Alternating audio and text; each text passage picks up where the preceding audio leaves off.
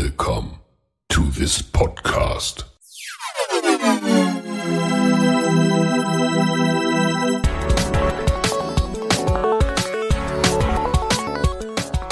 Water Polo Expert Talk. Get the insights.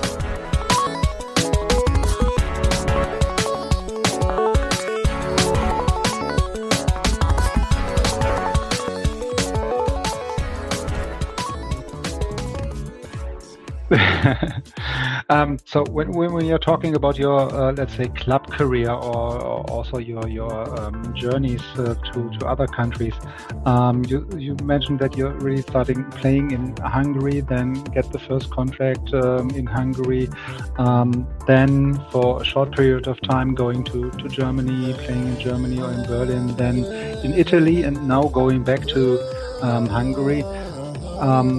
What would you say are the biggest differences between these water polo countries or between their leagues in the countries? In the Hungarian league, Italian, Germany, so these three leagues. Okay, I will start with Germany then, and these are my experiences without any offense. In Germany, I experienced that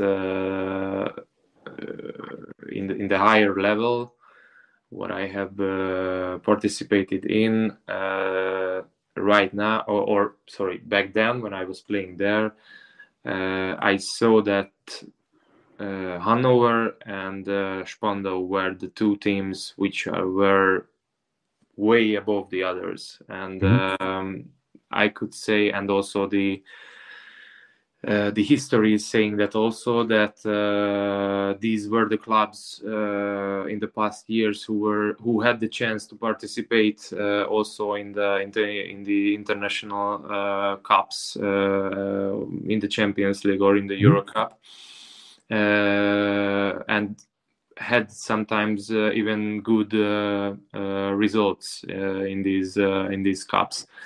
All the other clubs are, and I said no offense, without any offense, are more amateur than them, and they don't. I think they don't see themselves on that level to be possible to reach that level what Hanover and Spandau has. Of course, because of this, the German championship was how to say, like everybody knew, I think at the beginning that the final will be between Hanover and Spandau, as were in the past years. Maybe if one if I need to highlight another team, it was Potsdam, because there I saw that they had the mindset that they want to rely on the young ones, and they want to give the opportunity to them to play in the German championships, and I think that's the way what you said to rebuild the shine of Germany, what they had, what you had in the past, and to maybe reach that level in some years, to give more space and give more opportunity to the young ones. And as I said, what I saw, what I experienced, because we played against them, of course, and even we lost, I think, at that year one game against OSC Potsdam. So they are on a good way, I think, in getting back those results and giving the chance to the German water polo. So yeah, these were my experiences from Germany. And from Italy, in my opinion, of course, I didn't play in other leagues, in the Serbian league, in the Montenegrin league, league in the Greek league or the other Spanish league, for example. But I could say that the Italian league were to me really close to the Hungarian league, so it was difficult. It was tough to play against the even with the last or close to the last place teams. And of course, it's way. For example, just one thing what I would say it's a big difference. Just the difference between the countries, Hungary's size and the Italy as the country's size. In Hungary, even though we play I don't know, somewhere else close to the border in Pécs or in Miskolc or in Debrecen, the furthest team I think from Budapest is Debrecen, I would say right now, which is 2.5, maybe maximum 3 hours trip. Mm-hmm. Of course, in Italy, the distances were way bigger. Just to say, for example, from Trieste to Ortigia, it's in Sicily, so completely the other side of the country, and that's why most of the time when we were playing the away game, we were traveling there one day before. So we had the opportunity at least to have one training there, and we didn't need to travel on the same day and play at that night after I don't know several hours of traveling. And for me that was a big surprise in a good way. I really like that, because for me it was an experience that they take themselves seriously enough that even though it's water polo, which is not so let's say popular in Italy, not as I heard, it's not within the I don't know the 10 most popular sports in Italy, and they still were paying attention to the players to not travel I don't know during the whole day and then have 1 hour rest and then play on the same day. But we had the chance to go there before and have more time to rest. Yeah, so we just absolutely unbelievable. Yeah, so to travel the whole day or most of the day, and in the evening play an important match maybe at 7 p.m. Somewhere on the other side of the country. Yeah, so it's it's a good surprise then. Yeah, exactly. Positive. Yeah, so when you say, okay, you played, we talked about already that you played 1 year in Germany, in Berlin. Are there any connections still? Do you have any connections to some players from this time? Yeah. Are there any exchange of information on WhatsApp or whatever? Yes. Of course, there are. On that year, I didn't count exactly, but at least we had the players and of course the coach from at least 5 different nations. So it was a really international team back then, and I have many of them. The connection through WhatsApp. What you said. We speak, I don't know, with one of them every month, with the other one every week once. But even there is some player who I talk with, I don't know, in every 6 months, or there has been a year and we didn't talk. But I know for a fact that if I would write them, they will still respond, and we would have the same connection what we had back then. And of course, I will mention my my fellow teammate who is also Hungarian, Baksa László, who is still there and was there for 10 years maybe, or he's been there for more than 10 years. He was also a big help for me because it was my first year abroad, and to have him, let's say, behind me as a help, I could rely in many things with him, and of course with him I have still the connection, and we are talking, and when he comes back to Hungary, we meet also in person. So yes, I still have the connections. Yeah. So when somebody's living in so many cities, also international cities, like in Italy, Trieste, Berlin, Hungary, Budapest, are there any, let's say, from a lifestyle point of view, big differences between these kind of cities where you lived in so far? Yes, of course. Just to mention the first thing what came to my mind, as you said, we are talking about 3 different countries.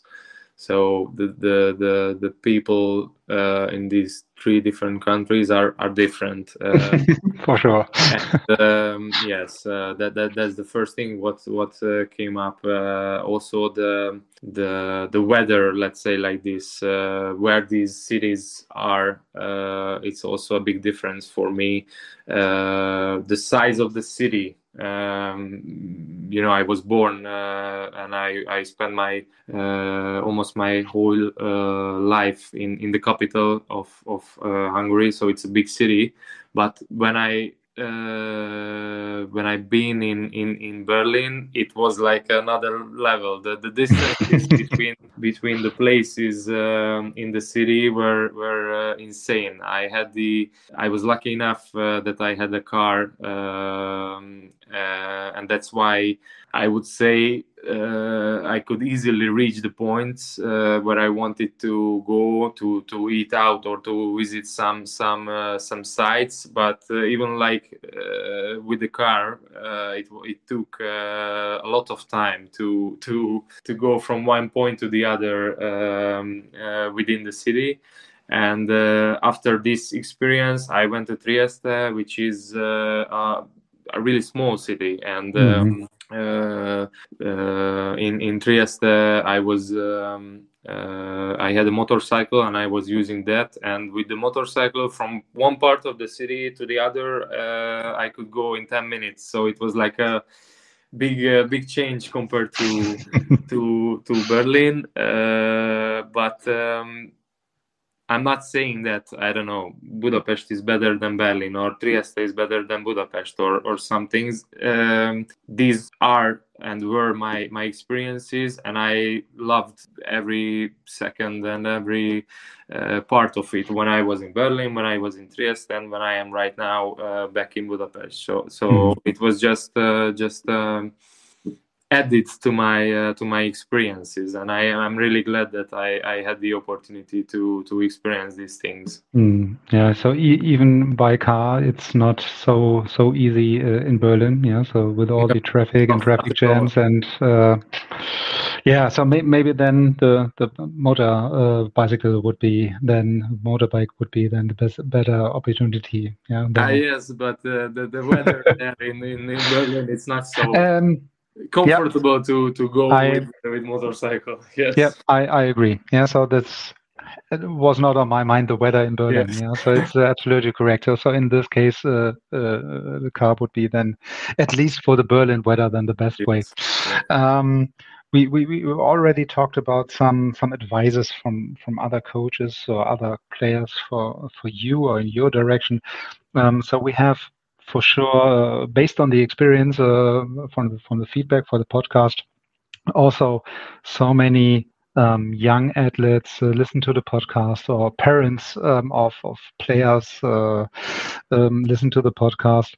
Are there any, let's use the word advice again, or tips from you? So it's not so strictly. So tips from you for young athletes, which has to be in their mind at the very beginning of the career, or also over the time of the career, then to reach the personal goals.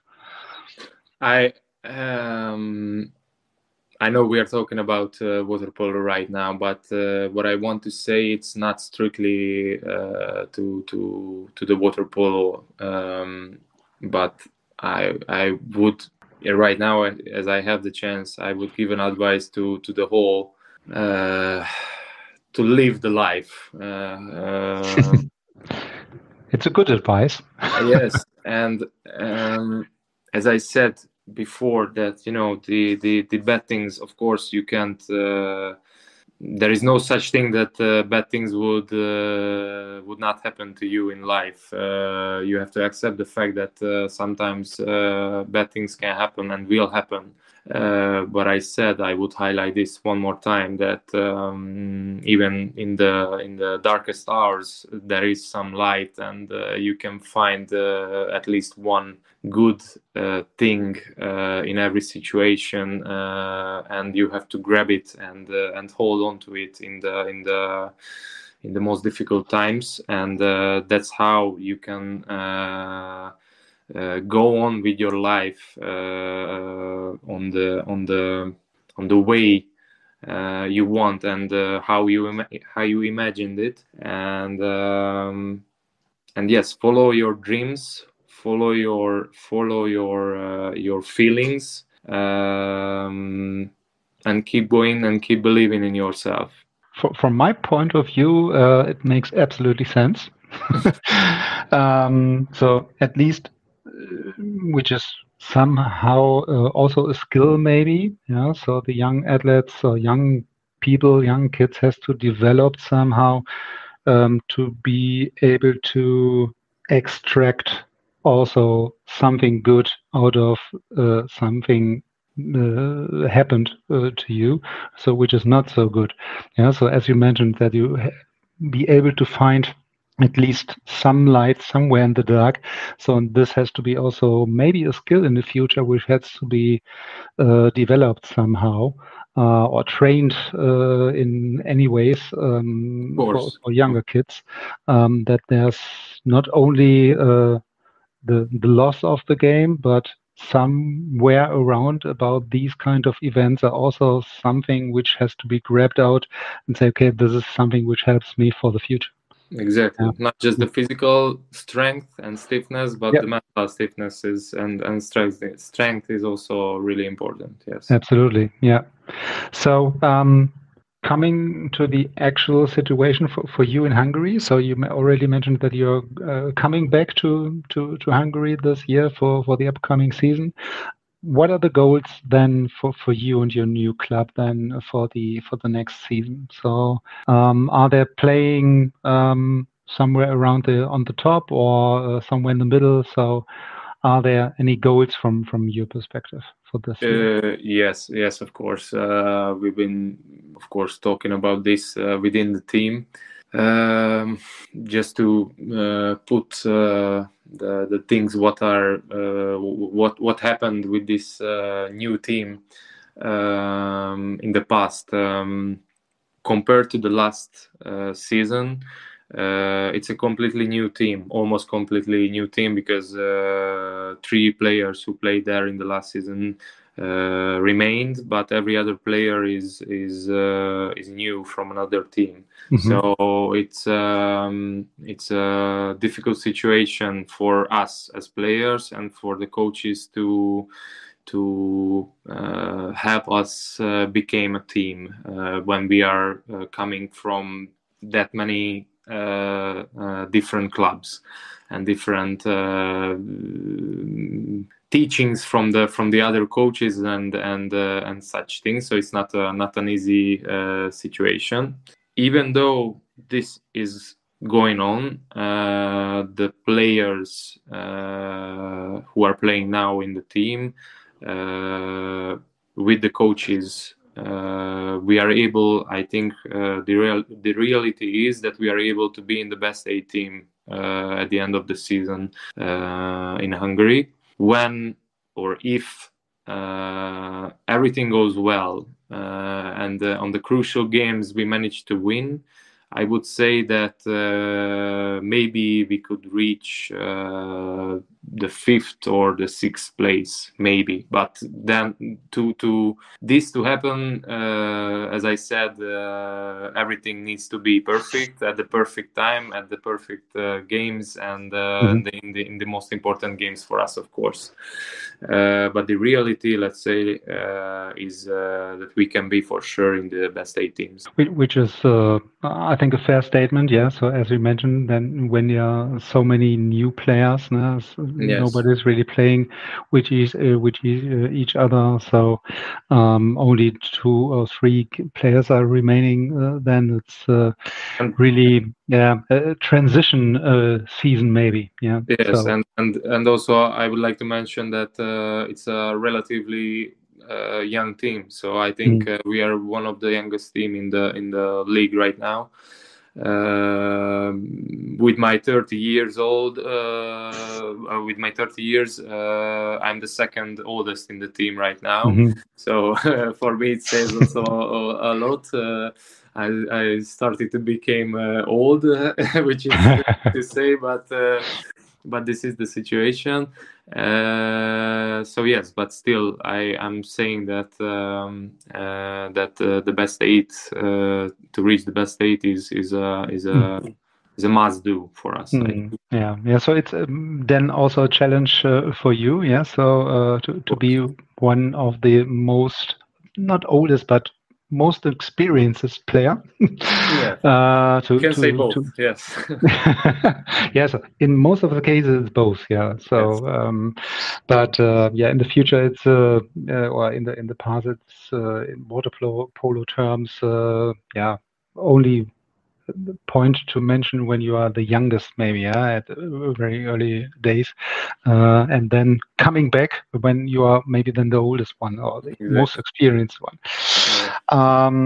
So in this case, I would wish you all the best then for these crucial moments. Yeah, so that everything comes together for the win of these crucial games, and then all the goals and things might happen to you and your team. So before we finished, we have a little, let's say, a quick fire round.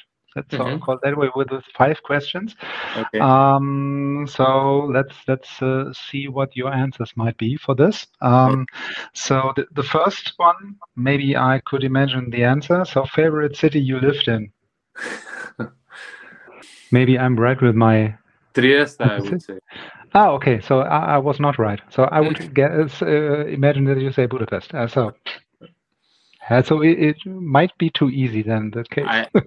I like it, but it's different to live my almost my whole life here, which I had the possibility to live there and to have an experience. I really liked the most. I liked it was Trieste. Okay. One pre-game ritual you never skip, if there are any. So when you do not have any rituals, it's obsolete.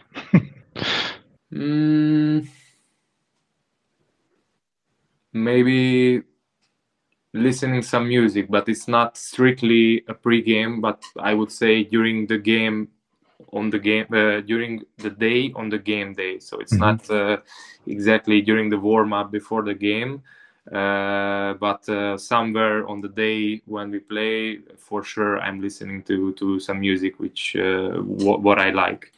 Perfect. If not water polo, which sport would you play? There was no plan to play any other sports. I would say I wanted to play tennis. Tennis. Yes. Okay. Yeah. So which is also a good sport to be successful. Yeah. when I was younger, I think at the age of 10 or something like this, I had some lessons then, and I really enjoyed it. But with the with the trainings in the water polo, I was not able to have the energy also for the tennis lessons. So that's why I needed to choose, and I chose of course water polo. Yeah. So at some point in time, somebody has to choose which direction he will go. Hungarian food or Italian food? Italian. Yeah. Okay. Yeah. So which goes also in the same direction with the city, right? Yeah. So Yes. the stress. So then we have the last one. The previous German player, or the hardest player in Germany you played against. Mm-hmm. When there are some tough guys in Germany. There are, of course. You need to help me with this one. Maybe I'm able to help you. Yeah. Just a sec. He was he is still, I'm not sure, in Duisburg. Mm-hmm. He was the center, but I don't know, the Winkelhorst maybe, but he's not German. Jörn Winkelhorst Yes. played for also for Waspo. He also played for Waspo. Yeah. Okay, but in that year when I was playing there, I think he played in. I think, but yeah, okay. But I would say he was a tricky one, a tough one. Yes. Okay, good. Yeah, so perfect. 5 questions. You're done. Perfect. Yeah, so again, thanks for your time. Thanks for joining us today in the podcast. It was really a pleasure. A lot of fun. Thanks for your insights and details about your history. So it's not already done, yeah? So you're still active and in Hungary, and we wish you all the best for your new season with the new club. And hope to see you soon somewhere. Maybe then somewhere in the future again in Hanover with your new club in the final 4, final 8, whatever. Yes. So would be great. Yes. Thank you very much. The pleasure was mine. Thank you for having me.